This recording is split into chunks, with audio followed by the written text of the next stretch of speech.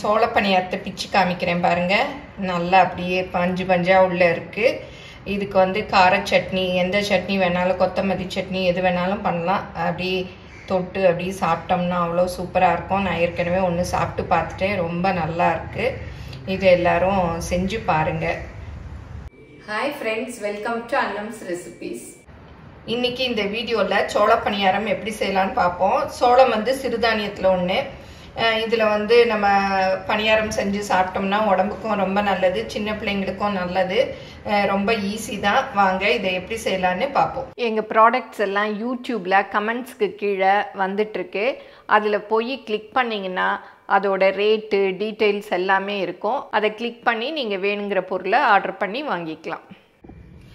இப்போ சோள பணியாரத்துக்கு மாவு ஊற வச்சுக்கலாம். சோளம் வந்து எந்த சோளம் வேணாலும் எடுத்துக்கலாம். நான் வந்து வெள்ளை சோளம் எடுத்திருக்கேன். நீங்கள் சிவப்பு சோளம், என்ன சோளம் கிடைக்குதோ இந்த மாதிரி சோளம் சுத்தம் பண்ணதே பாக்கெட்டில் வருது.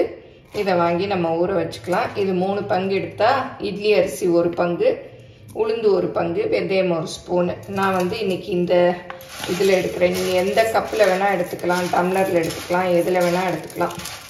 இதில் வந்து 3 பங்கு சோளம் எடுக்கிறேன்.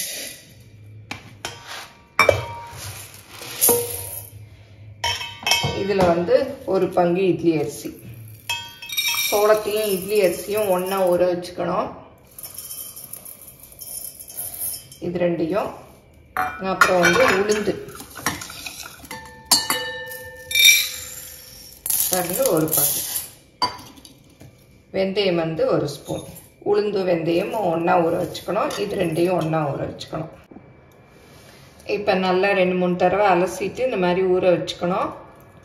உளுந்தும் வெந்தயமும் இந்த ஊற வச்சுருக்கேன். 3 மணி நேரம் கழித்து அரைச்சிக்கலாம். நீங்கள் வந்து நான் இட்லி அரிசி ஒரு அளாக்கு இதில் போட்டேன் இல்லையா, அதில் பாதி இட்லி அரிசியும் பாதி பச்சரிசியும் போடுறதுனாலும் போட்டுக்கலாம்.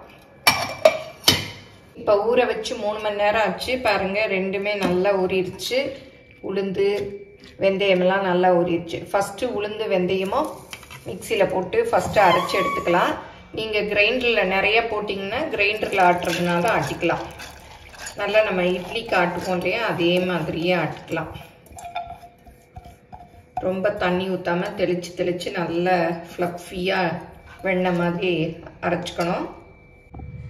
இப்போ உளுந்து ஆட்டியாச்சு. இதை வந்து இந்த பாத்திரத்தில் போட்டுக்கலாம். பாருங்கள், நல்லா வெண்ணெய் மாதிரி ஆட்டியாச்சு. நல்லா நைஸாக ஆட்டிக்கணும். இது இருந்தால் பரவாயில்ல. நம்ம இப்போ சோளமும் அரிசியும் போட்டுக்கலாம். 2 தடவையாக அரைச்சிக்கிறேன். அந்த தண்ணி எடுத்து வச்சுருக்கேன், அந்த தண்ணியே ஊற்றிக்கலாம். இப்போ அரைச்சாச்சு. நம்ம இட்லிக்கு அரைப்போம் இல்லையா, அதே மாதிரி தான். ரொம்ப வலுவலுன்னு அரைக்காமல் கொஞ்சம் குறை குறைன்னு. இப்போ இந்த உளுந்த மாவோட இதையும் சேர்த்து ஊற்றிடலாம். இப்போ இன்னும் கொஞ்சம் இருக்கு இல்லையா, அதையும் போட்டு அரைச்சிக்கலாம்.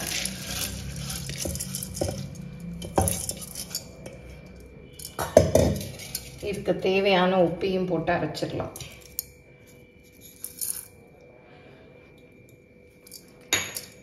தண்ணி கொஞ்சம் ஊற்றிக்கலாம். இப்போ 2வது பேட்சும் அரைச்சாச்சு. அதையும் ஊற்றிடலாம். ஊற்றி நல்லா மிக்ஸ் பண்ணி புளிக்க வச்சிடணும். நல்லா கையிலே கலந்து விடுங்க. தண்ணியெல்லாம் கரெக்டாக தான் இருக்குது. ஏன்னா உளுந்த மாவு அடியில் இருக்கு இல்லையா, அதனால திக்காக இருக்கும். அதனால சேர்த்து நல்லா நம்ம இட்லிக்கு மிக்ஸ் பண்ணி வைக்கிற மாதிரியே மிக்ஸ் பண்ணிடணும். இதில் வந்து நம்ம இட்லி, தோசை, குழிப்பணியாரம் எல்லாமே பண்ணிக்கலாம். இதை மூடி அப்படி ஒரு ஓரமாக வச்சிடலாம் கிச்சன் மேடையில். 8 மணி நேரம் கழித்து புளிச்ச உடனே நம்ம வந்து பணியாரம் ஊற்றிக்கலாம்.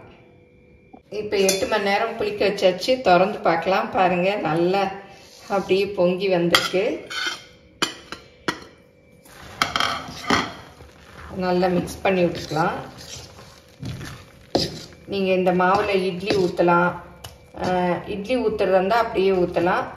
தோசை ஊற்றுறதா இருந்தால் கொஞ்சம் தண்ணி ஊற்றி கலந்துக்கணும். குழிப்பணியாரமும் அப்படியே ஊற்றலாம். இப்போ நான் வந்து குழிப்பணியாரத்துக்கு கொஞ்சம் மாவு எடுத்து தனியாக ஒரு சட்டியில் எடுத்துக்க போகிறேன். ஏன்னா எல்லாத்தோடையும் வெங்காயம் அதெல்லாம் மிக்ஸ் பண்ணோன்னா அப்புறம் நிறைய மீதி ஆயிடுச்சுன்னா அது அப்புறம் ஃப்ரிட்ஜில் வச்சு யூஸ் பண்ணக்கூடாது. அதனால கொஞ்சமாக எடுத்து பணியாரத்துக்கு தேவையான மாவு எடுத்துக்கலாம். சிலர் வந்து இந்த பணியாரத்தில் வெங்காயம் எல்லாம் போடாமல் கூட ஊற்றுறாங்க. இது அவங்கவுங்க விருப்பம், எப்படி வேணாலும் ஊற்றிக்கலாம். வெங்காயம், பச்சை மிளகா, கொத்தமல்லி, கருவேப்பிலை கட் பண்ணி வச்சுருக்கேன். இதை வதக்கிட்டு போட்டுக்கலாம். குழிப்பணியார கல்லும் ரெடியாக எடுத்து வச்சுருக்கேன். இப்போ வந்து வதக்கிக்கலாம். 1 டேபிள் ஸ்பூன் அளவு எண்ணெய் ஊற்றிக்கலாம். இதில் கொஞ்சம் கடுகு, கொஞ்சம் உளுத்தம்பருப்பு,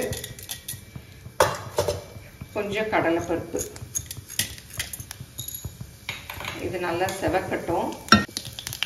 இப்போ நல்லா செவந்துருச்சு. வெங்காயம் போட்டுக்கலாம், கருவேப்பிலை, பச்சை மிளகா, கொத்தமல்லி மட்டும் கடைசியாக போட்டுக்கலாம். இதில் வந்து நீங்கள் கேரட் துருவி சேர்க்கறதுனாலும் சேர்த்துக்கலாம், இல்லை பச்சையாக கூட மாவில் கேரட்டை துருவி போட்டுக்கலாம். போதும். இந்த அளவு ரொம்ப வதங்கணும் இல்லை, ஏன்னா நம்ம பணியாரத்துலேயும் ஊற்றி வேக வைப்போம், அதனால போதும் இந்த அளவு. இப்போ கொத்தமல்லியும் போட்டுக்கலாம். அடுப்பு ஆஃப் பண்ணிடலாம். கொஞ்சமாக உப்பு போட்டுக்கலாம் இந்த வெங்காயத்துக்கு மாத்திரம், ஏன்னா நான் மாவில் ஏற்கனவே போட்டு தான் ஆட்டியிருப்போம் இல்லையா, அதனால வெங்காயத்துக்கு மாத்திரம் உப்பு போட்டுட்டு நல்லா மிக்ஸ் பண்ணி விட்டுறணும். இப்போ பணியாரக்கல் அடுப்பில் வச்சாச்சு. எல்லா குழியிலையும் எண்ணெய் ஊற்றிட்டேன். அந்த குழியிலெல்லாம் படுற மாதிரி எண்ணெய் அப்படியே தடவி விட்டுக்கலாம். இது வந்து கேஸ்ட் அயர்ன் குழிப்பணியாரக்கல் தான், நல்ல பணியாரம் எடுக்க வரும். இப்போ இந்த வெங்காயமும் ஆறிடுச்சு. இதை மாவில் போட்டுக்கலாம். கொஞ்சம் ஆறுனா போதும், ரொம்ப சூடோடு போட்டோம்னா வெந்த மாதிரி போயிடும். பாருங்க, ரொம்ப திக்காக இருக்கு. ஒரு 2 ஸ்பூன் அளவு தண்ணி ஊற்றிக்கிறேன். ஏன்னா அப்புறம் ரொம்ப குண்டு குண்டுன்னு சாஃப்டாகவே இருக்காது. அது கரைச்சி பார்த்தீங்கனாலே தெரியும், இந்த மாதிரி இருக்கணும். இப்போ பணியாரம் ஊற்றிக்கலாம். நான் வந்து சின்ன கரண்டியாக போட்டுக்கிட்டேன். கேஸ்ட் அயர்ன் குழிப்பணியார கல்லில் பணியாரம் ஊற்றினோன்னா நான்ஸ்டிக்கில் மாதிரி அழகாக எடுக்க வரும். இப்போ மூடி வச்சிடலாம். இப்போ திறந்து பார்க்கலாம். பாருங்கள் எவ்வளோ அப்படியே குண்டு குண்டாக எழும்பி வந்திருக்கு. அப்படியே திருப்பி விட்டுலாம். ஓரத்துலேருந்து எடுத்தோன்னா பாருங்கள் அழகாக எடுக்க வரும்.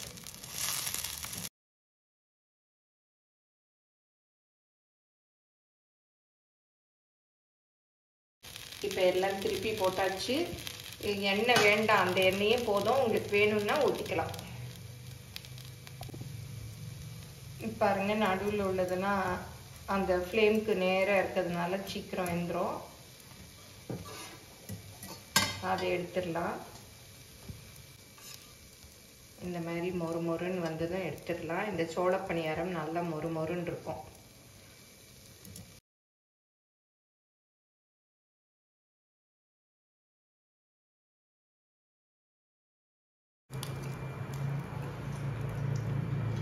சோள பணியாரம் சூப்பராக ரெடி ஆயிடுச்சு. நீங்களும் சுவையாக சமைக்கணுமா? எங்கள் மசாலா பொடிகளை யூஸ் பண்ணி பாருங்கள். அதெல்லாம் வாங்கணுன்னா ஸ்க்ரீனில் வர்ற வெப்சைட்டுக்கும் வாட்ஸ்அப் நம்பருக்கும் போய் ஆர்டர் பண்ணிங்கன்னா நீங்கள் வேணுங்கிறத வாங்கிக்கலாம். இது வந்து வெளியில் மொறு மொறுன்னு இருக்குது, உள்ளே வந்து சாஃப்டாக இருக்குது, நல்லா இருக்குது. அப்படியே இதை தொட்டு அப்படியே சாப்பிட்றச்சு அவ்வளோ சூப்பராக இருக்குது. வேறு மில்லட் இயர், அதனால சிறுதானியங்களை வந்து நம்ம நிறைய வீட்டில் வந்து யூஸ் பண்ணுவோம். இந்த சோளம் வந்து எல்லா கடைகள்லையுமே கிடைக்கும், பார்த்துருப்பீங்க இல்லையா, ஈஸியாக பண்ணிட்டோம். இந்த மாவை வச்சு தோசையும் ஊற்றிக்கலாம், இட்லியும் செஞ்சுக்கலாம். பணியாரமாக செஞ்சு கொடுத்தா பிள்ளைங்கள்லாம் விரும்பி சாப்பிடுவாங்க, சோளம்னே தெரியாது. இதில் வந்து ஸ்வீட் கூட போட்டு பண்ணலாம். இன்னொரு நாள் ஸ்வீட் பணியாரம் எப்படி செய்யலான்னு பார்ப்போம். இப்போ இதை எல்லாரும் செஞ்சு பாருங்கள், எப்படி வந்ததுன்னு உங்கள் கமெண்ட்ஸை சொல்லுங்கள். நிறைய பேர் சிறுதானிய சமையல் கிளாஸ் எடுப்பீங்களான்னு கூட எங்கிட்ட நிறைய பேர் கேட்டிருந்தீங்க. அதனால நான் தான் சொன்னேன், இந்த மாதிரி என்னோட வீடியோலேயே நான் நிறைய கொடுத்துக்கிட்டு இருக்கேன், நீங்கள் அதெல்லாமே போய் செக் பண்ணி பாருங்கள், இப்போதைக்கு எனக்கு கிளாஸ் எடுக்க டைம் இல்லைன்னு. இதெல்லாம் பார்த்து செஞ்சு பாருங்கள், எப்படி வந்ததுன்னு உங்கள் கமெண்ட்ஸை சொல்லுங்கள். பிடிச்சிருந்தா லைக் பண்ணுங்கள், எங்கள் சேனலை மறக்காமல் சப்ஸ்கிரைப் பண்ணுங்கள். ஃபேஸ்புக், இன்ஸ்டாகிராமில் அன்னம்ஸ் ரெசிபீஸை ஃபாலோ பண்ணுங்கள். தேங்க்யூ.